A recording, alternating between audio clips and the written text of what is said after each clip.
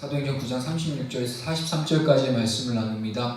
오늘 제목을 그들과 함께 있을 때라는 말씀을 제목을 가지고 나누려고 합니다.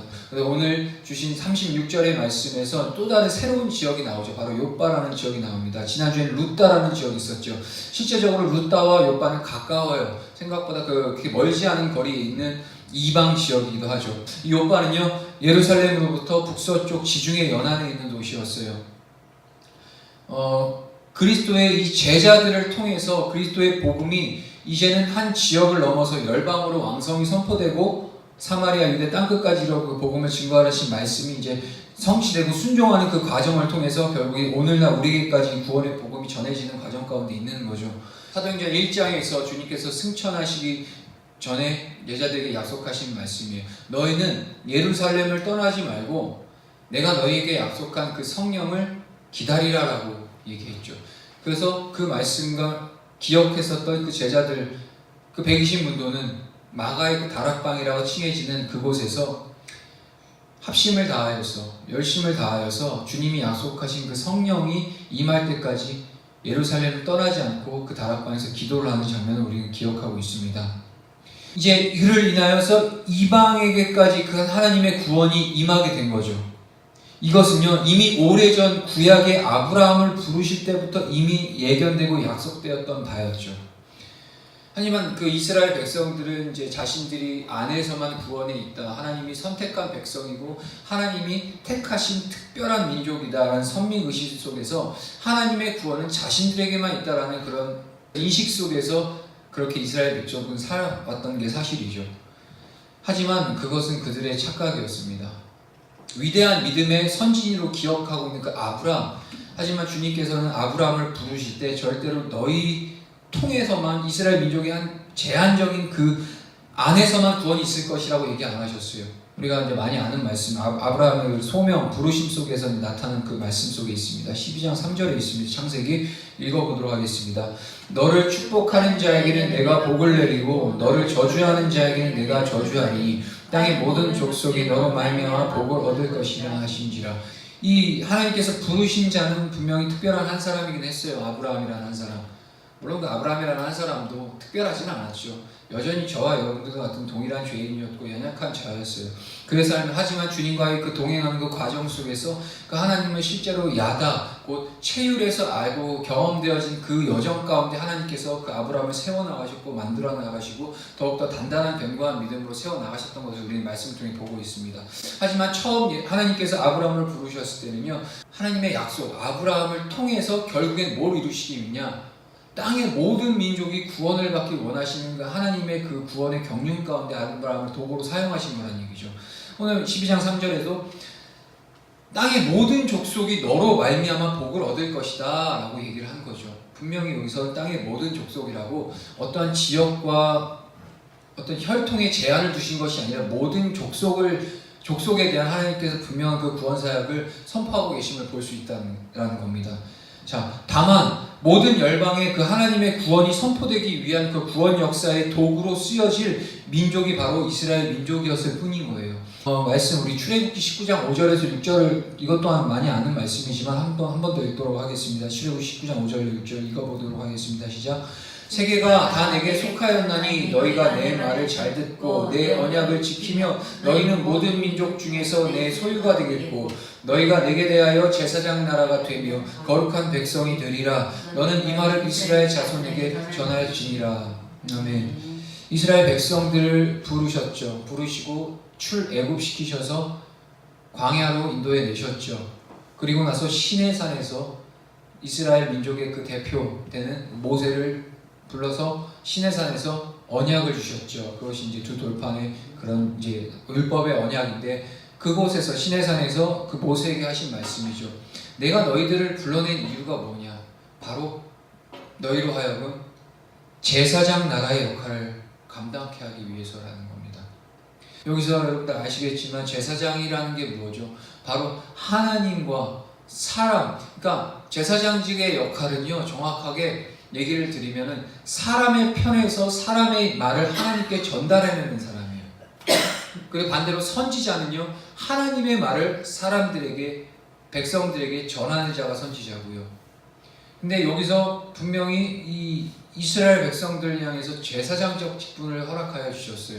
그것은 곧 하나님과 사람과의 그 단절된 그 관계 안에서 통로 매개체 역할을 하라는 거죠. 그래서 이스라엘 민족, 그러기 위한 도구로서 이스라엘 민족을 하나님께서 불러주신 거죠.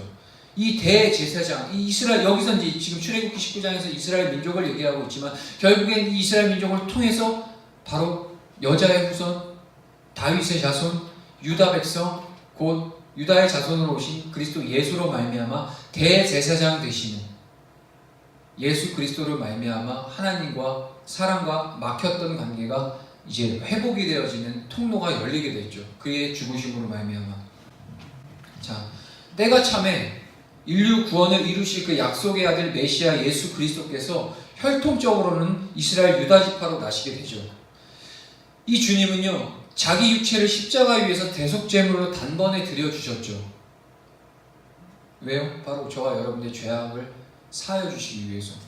그리하여서 단순히 이스라엘 백성의 그 제한된 구원이 아니라 바로 이전부터 창세 때부터 이미 약속해 놓으셨던, 믿음의 선지자들에게 약속해 놓으셨던 모든 열방으로 하여금 구원의 역사를 이루시겠다라고 그 하나님의 그 성실하신 성품이, 그 사랑이 하나님의 아들이신 예수 그리스도의 그 완전하신 순종을 통하여서 그것을 이루게 됐고 성취되게 하는 과정이 오늘 우리는 보고 있다는 겁니다.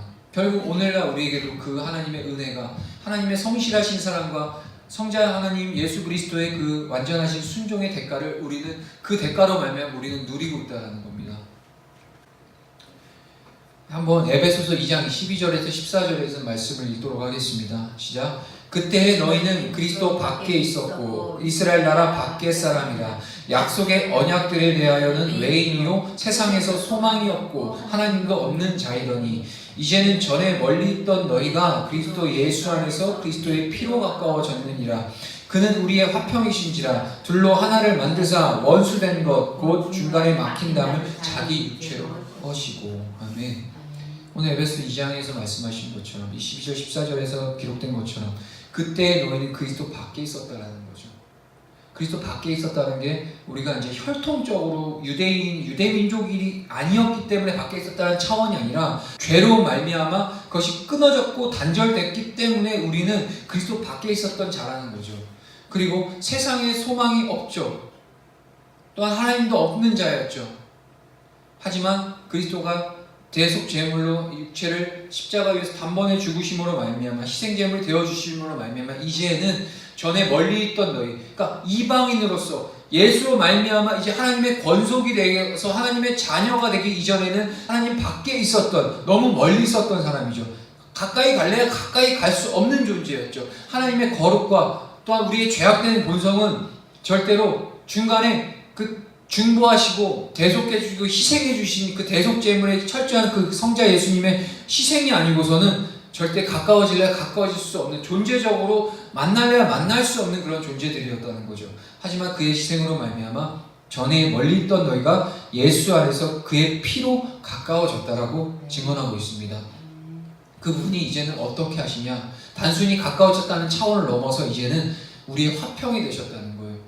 둘로 하나를 만드신 주님, 원수된 것 곧 중간에 막힌 담을 자기 육체로 허물어 주셨죠. 이걸 뭘 얘기하죠? 바로 휘장을 찢어 주셨죠.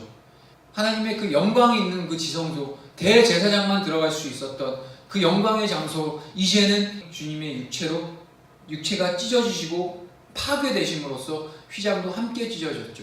그로 인해서 이제는 우리가 그 주님과 임재 가운데 우리가 이제 실제로 참여할 수 있는, 주님과의 그 관계를 누릴 수 있는 그 관계를 오늘 이 에베소 2장 12절 14절에서 이야기하고 있고 히브리서에서는 더욱더 정확하게 이야기하고 있죠.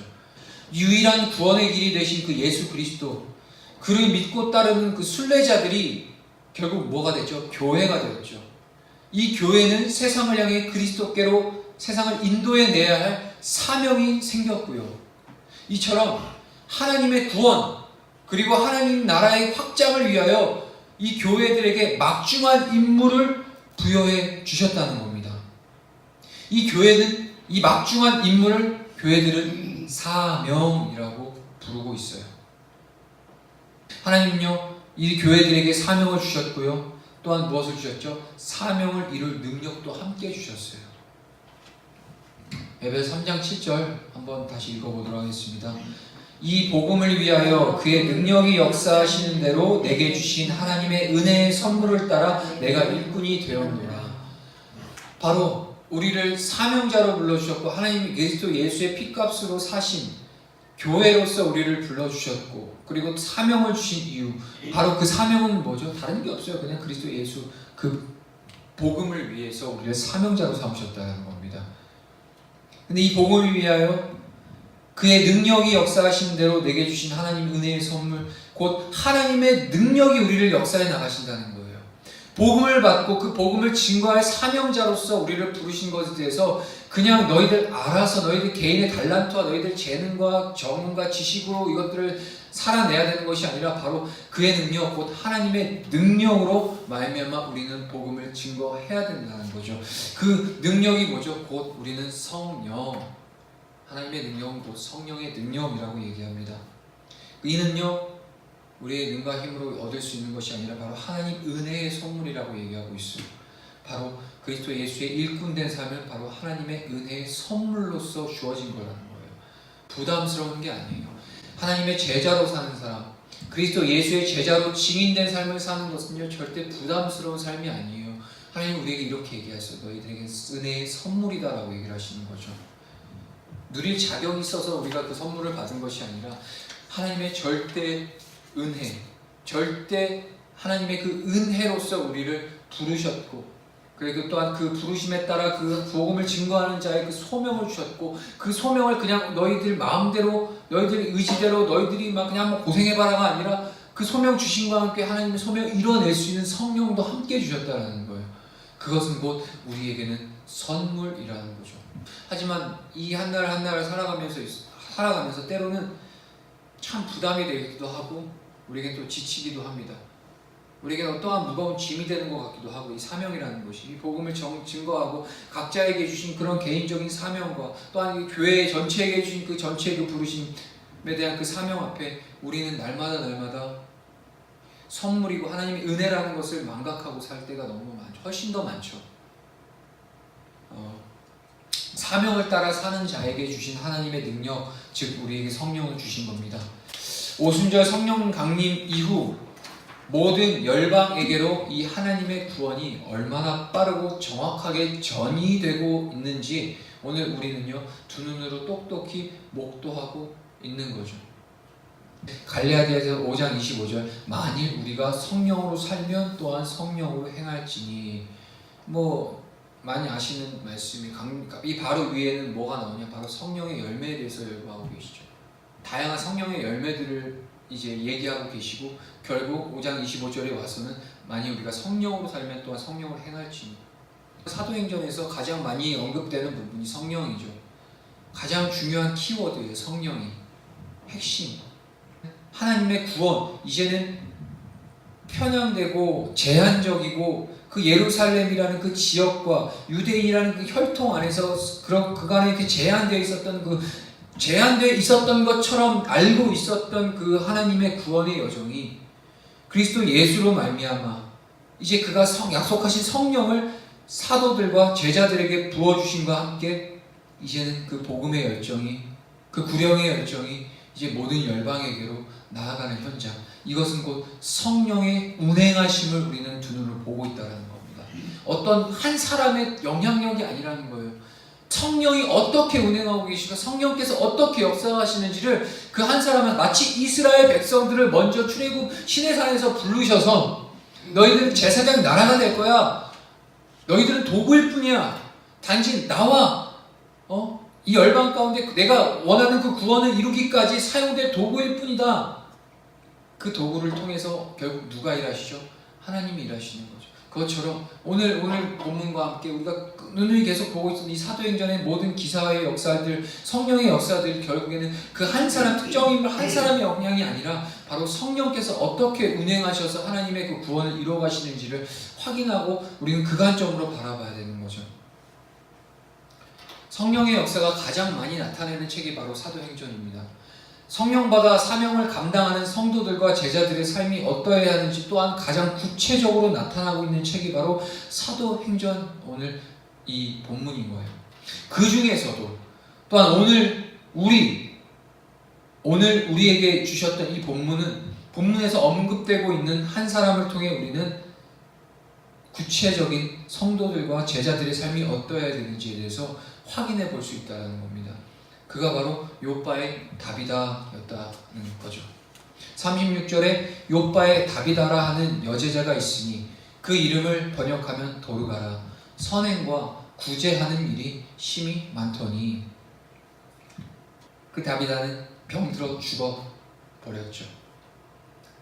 그리고 그의 동역자들이 시체를 씻어 다락에 누이게 되죠. 38절에 이 룻다가 그 욥바에서 가까운 룻다가 어제 바로 지난주에 베드로가 거했었던 룻다. 욥바에서 가까웠어요. 제자들이요, 베드로가 그 룻다, 여기서 가까운 지역인 룻다의 베드로, 그리스도 예수의 제자 사도 베드로가 그 룻다의 지역에서 복음이 증거되고 그를 통해서 복음이 증거되고 있고 많은 기적과 치유의 역사가 나타나고 있다라는 그 소문을 이 오늘 욥바에 있는 이 다비다의 그 동역자 친구들, 이 욥바에 있는 성도들, 제자들이 그 소문을 들었다는 거예요. 그래서 그들 중 두 사람을 보내서 바로 룻다에 있는 베드로를 찾아와 오늘 욥바로 와주세요 라고 간청해달라고 두 사람을 파송 보내죠. 39절 베드로가 이제 그 두 사람과 만나요. 욥바에서 온 그 두 사람과 만나서 그 얘기를 자초지정을 듣게 되죠. 그래서 베드로가 이제 직감적으로 알게 되죠. 이건 하나님이 주신 사명이다. 가야 된다. 그래서 일어나 그들과 함께 가서 이름에 그들이 데리고 다락방에 올라가니 다락방에 있는 모든 가부가 베드로 곁에 서서 울고 울며 도르가가 그들과 함께 있을 때에 지은 속옷과 겉옷을 다 내보이거든. 네, 여기까지만 제가 본문을 읽을게요. 39절까지. 여기서 보면요, 다비다라는 그 제자, 다비다의 삶 속에서 삶이 어땠는지 우리는 확인해 볼 수 있어요. 구제와 선행이 많았대요. 그것도 심히 많더니라고 앞에 강조된 심히라는 또한 강조된 부사를 사용하고 있어요. 도르가는요, 어떤 선행과 구제를 했을까요? 보면은 39절에 베드로가 이제 거기를 찾아 욥바에 가서 그 다락방 다비다의 시신이 있는 다락방을 올라갔는데 그곳에는 많은 과부들이 옆에서 막 울고 있었다는 거예요. 그러면서 마치 베드로에게 오자마자 그 도르가가 생전에 그 과부들에게 지어줬던 속옷과 겉옷을 다 보여줬다는 거예요. 그 개념이요, 겉옷, 속옷, 옷이라는 개념이 지금 저희는 흔하지만 이 당시에는 옷이요 재산이었어요. 재산 목록. 왜냐면 일단 보면 39절에 속옷과 겉옷을 함께 지어줬다라는 거예요. 이 다비다의 그 선행과 구제함이 어느 정도 열심히였는지를 볼 수 있는 대목이에요. 왜냐, 겉옷 같은 경우는요, 이스라엘 사람들은요, 여기저기 다니다가, 왜냐면 워낙에 이게 걸어 다니잖아요, 여기저기. 많이 걸어 다니고, 막 광야를 다니고 하다 보면은 그 겉옷을 깔아서 우리가 방석처럼, 또 이게 텐트처럼, 장막처럼, 우리가 안식처가 되는 옷이 바로 겉옷이에요. 그러니까 이들에게는 되게 소중한 옷이고, 값이 있는 옷이고, 실제로 재산이기도 했어요. 근데 이러한 겉옷, 그리고 속옷까지 다비다가 과부들에게 그것들 다 지어서 나눠줄 정도의 그런 열정과 헌신은 바로 이 다비다가 갖고 있는 그 성령의 또한 열매 가운데 하나라고 우리는 봐야 되죠. 단순히 인간적인 차원에서 이것들을 베풀었던 것이 아니었어요. 다비다의 삶 속에서 그렇듯 계속 흘러넘쳤던 이 다비다 안에 있는 사랑의 원천이 과연 무엇이었을지 우리는 고민해 봐야 된다는 겁니다. 계속해서 다비다에 대해서 그리고 욥바에 있는 사람들에 대해서 분명히 이 저자 누가는요 이렇게 나누고 있어요. 제자라는 표현을 했을 때 우리는 뭘 볼 수 있죠? 바로 그리스도 예수를 믿는 제자들이라는 걸 확인해 볼 수 있죠. 다비다도 마찬가지였다는 겁니다. 예수 그리스도를 믿는 제자의 삶을 살아냈어요. 제자로 살아가는 그 삶 속에서 드러나는 성령의 역사하심과 운행하심과 성령의 그 운동력 있는 역사가 바로 이 다비다라는 한 사람을 통해서 어떠한 형태로 나타났냐. 물론 베드로와 빌립과 사울과 같은 사도들은 사람을 치유하고 기적을 해서 죽은 자를 살리기까지 하는 놀라운 능력이 있었지만, 그와 함께 이 다비다 한 사람의 능력은 성령을 받은 그 제자로서의 삶의 이 다비다는요, 구제하고 헌신하며 우리 형제들 돌아볼 줄 아는 그러한 삶을 오늘 본문에서 나타내고 있다는 겁니다. 성령 받아 사명을 감당하는 이 다비다, 과연 다비다는 태어날 때부터 위대한 이러한 자선 사업가로 태어난 것이었을까요? 그렇지 않죠. 오늘 본문 이 36절, 욥바에 다비다라는 여제자가 있으니 그 이름을 번역하면 도르가라, 선행과 구제하는 일이 심히 많더니 라고 하는 이 36절은요, 다비다가 주님의 제자였음을 분명히 강조하고 있어요. 다비다가 불쌍한 과부들을 위하여 자신의 재물과 시간을 포함하고 자신의 인생을, 이 표현을요, 낭비라는 표현을 저는 쓰고 싶어요. 낭비라는 표현의 그 원어 의미는요, 플레레스라는 그 헬라 원어가 있는데요, 우리는 낭비라는 개념을 생각하면 쓸데없는 데게 버린다라는 차원이 있는데요, 여기서 쓰여지고 있는 이 도르가를 표현할 때 쓰여지고 있는 헬라어 플레레스라는 그 헬라어로 플레레스라는 이 단어에는요, 낭비라는 뜻이 있는데, 이 낭비의 그 원래 의미는 뭐냐? 차고 넘쳐서 막 흘러나가는 거예요. 흘러나가는 거. 그러니까 우리가 생각하는 그 어떤 부정적인 개념이 그냥 쓸데없이 막 낭비병이 있으니까 버린다는 차원이 아니라, 여기서 성령의 은혜로 말미암아 사는 사람들에게 있어서 나타나는 낭비는요, 마치 지난주에 잠깐 제가 언급했던 것 같아요. 은혜를 충만하게 받는 자를 통하여서 그 은혜가 흘러나가는 것처럼, 제단에서 나아가는 그 하나님의 그 영광스러운 그 은혜가 이스라엘 전역에 흘러나아가는 그런 모습처럼 차고 넘쳐서 충만한 그 은혜로 하나님께서 그를 다스려 가시는 그 은혜, 그 은혜가 이제는 흘러 그들에게, 필요한 자들에게 구제가 되고 선행으로 늘어나는 그 모습을 향해서 오늘 플레레스, 낭비라는 표현이 들어가고 있다는 거예요. 이 불쌍한 과부들을 위해 자신의 재물과 시간을 포함해서 자신의 인생을 낭비할 수 있었던 것은요, 그녀가 믿었던 그 예수 그리스도, 그 주님의 사랑으로 인함이었던 거죠. 주님께서요, 더러운 죄인을 살리시기 위해 거룩하시고 죄와 상관없으신 만유의 주, 세상을 창조하신 그 하나님, 이 거룩하신 성자 하나님이 행하신 일처럼 과연 더 큰 자기 낭비가 어디 있을 것 같은지 고민해봤다는 거예요. 굳이 여기서 언급하고 있는 이 다비다, 이 도르가의 낭비를 했을 때, 이 도르가는요, 다비다는 주님을 믿는 신실한 제자로서 주님을 닮기를 원했다는 거예요. 주님을 닮았을 때 과연 이 도르가가 행했던 이 낭비, 이 플레레스, 이 낭비는요, 가히 그 주님에 비할 바에 아무것도 아니었다는 거예요. 이 천지 만물을 창조하신 성자 한 예수 그리스도, 그 하나님의 대속의 그 은혜가 그것만큼 이 저와 여러분 같은 벌어지만도 못한 그런 정말 그 파등한 피조물들 앞에서 자신의 육신을 그냥 쳐서 복종시키는 십자가에서 다 내어줄 만큼 완전한 낭비는 세상에 어디 있을 거라는 얘기죠. 그 주님의 그 사랑과 그 주님의 그 당신을 사랑하는 아들들, 제자들, 그리고 백성들을 향한 그 긍휼한 그 핫세드, 성실하신 그 하나님의 사랑을 깨닫고 알고 그것을 순종하기로 약속하셔서 자기를 몸을 철저하게 십자가에 내어주신 그리스도 예수의 그 사랑, 그 낭비, 그것을 본받았다는, 과연 주님께서는요, 공생애 때 왜 좋은 옷을 입고 그 방 안에서, 좋은 방 안에서 품위 있게 돌아가시지 않으셨을까라는 거죠. 얼마든지 그러실 수 있으신 분이셨을 거예요. 하지만 존재 자체가 오시기에 정말 저 짐승들이 먹는 그 밥통에서 누이시고 가장 천하고 낮은 자의 모습으로 오셨어. 그리고 늘 나는 인자는 머리둘 곳이 없다.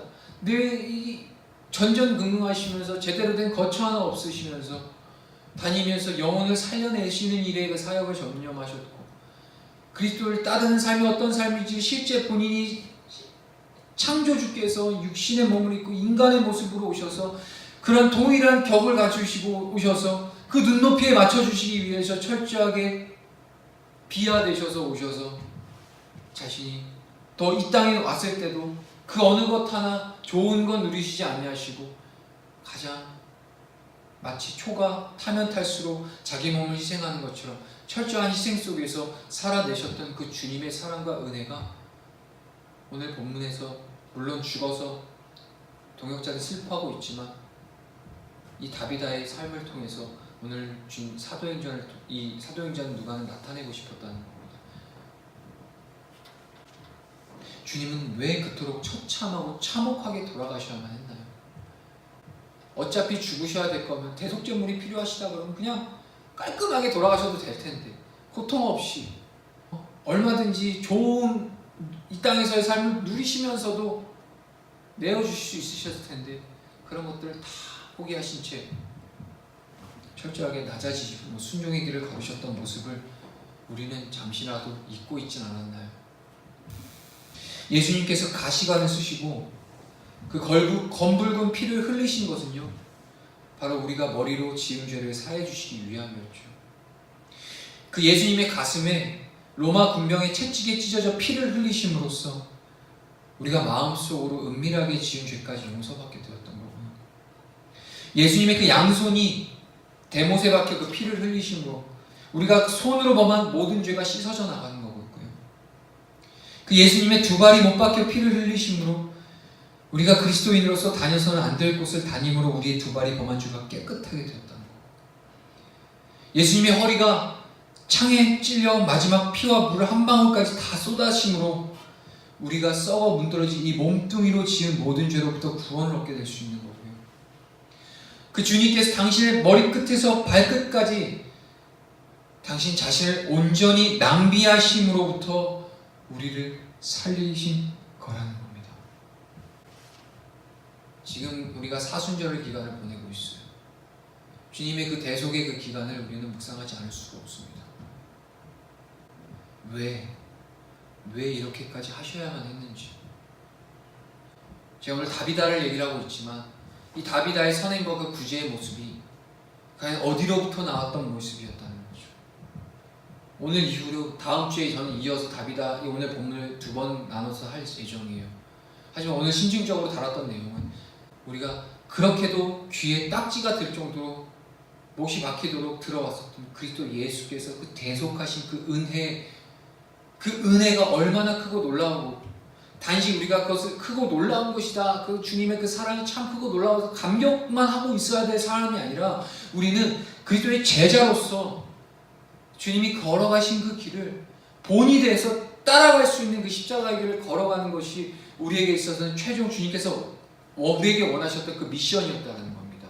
근데 왜 우리는 자꾸 주님이 다 해결하셨으니까 주님이 다 지고 가셨으니까 우리는 그것을 누리는 것에 만족한다의 차원으로 그냥 아는 것에 멈춰 있는 건지에 대해서는 저는 계속해서 의문이 드는 겁니다. 인간에 대한 주님의 사랑은 이처럼 철저한 자기 낭비셨어요. 다비다는요 이 사실을 깨달았기에 주님을 위해 자신의 인생을 낭비하지 않을 수 없었던 겁니다. 그녀에게도요 그녀에게 가졌던 그 가슴에 심겨졌었던 그 구제들, 가난하고 불쌍하고 그 당시에 정말 사람 취급조차 받지 못하고 심지어 그런 자들이 예수까지 믿어요. 짐승만도 못한 대우를 받았던 당시의 그 과부들, 그 고아와 과부들, 그들을 향해서 그 사랑의 구제 베풀 수 있었던 것, 그 플레레스, 계속 흘러넘치는 낭비, 바로 하나님의 사랑, 그리스도 예수의 사랑이 그녀의 그 심장 가운데 깊이 새겨져 있었기 때문이라는 겁니다. 오늘 우리가 하루를 살아감에 있어서 이 그리스도의 신실하신 그 플레레스, 그 낭비하신 사랑이 얼마만큼 우리의 삶을 이끌어가고 있는지 오늘 다시 한번 생각해 봐야 된다는 겁니다. 그 사랑이 우리 안에서 철저하게 이것들이 검증되어지지 않고 그 사랑이 결국에 우리 현실 가운데 살고 있다는 걸 잃어버리면 안 돼요. 우리 결국 세상이 아무리 어찌지고 저쩌고 해도요 결국 우리는 지금 현실을 살아내야 되는 사람들이라는 그 입장 앞에서 우리 주님의 그 사랑이 우리를 얼마만큼 인도해 가고 있는지를 다시 한번 확인해 보게 되는 본문이라는 겁니다.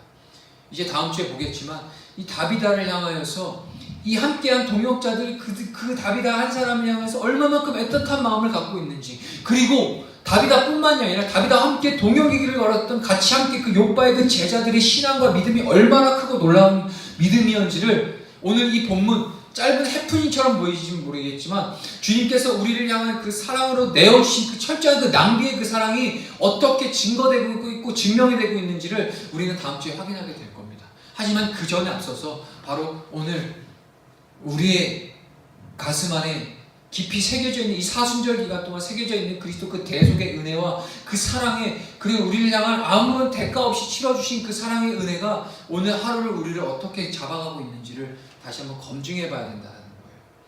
그것이 기초하에서 우리는 다음 주에 말씀을 볼 겁니다. 함께 기도하겠습니다.